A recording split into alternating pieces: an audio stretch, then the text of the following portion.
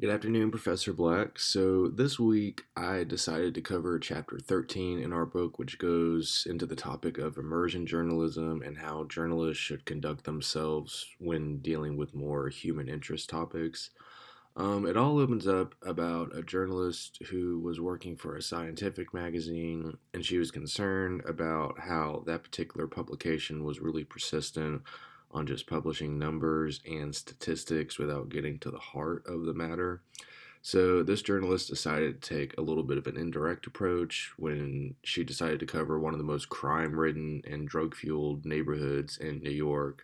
And she immersed herself in that culture over a period of a year. And she was writing stories, about 4 stories a month, and also had a photographer with her capturing the events. She decided not to use the names of her subjects because a lot of these people were dealing with their own legal and personal matters, and a number of the subjects were also underage who were also involved in the illegal sex trade, so she didn't want to get them in trouble or put their lives in danger.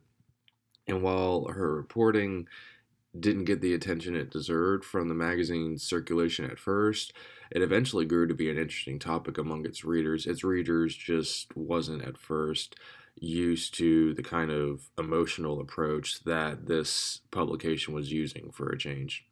Now, the question eventually grew into whether or not the journalist violated any codes of ethics throughout her investigation. And it's my opinion that she didn't. She followed the rule of do no harm when talking to these people and not using their real names.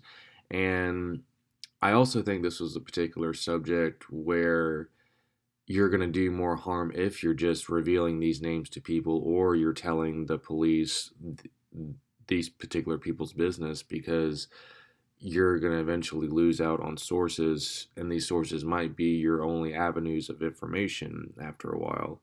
So I think she followed the code of ethics basically as well as she could have while not revealing anybody's identities or getting any unnecessary people involved. Basically, she kept it low level and to the point.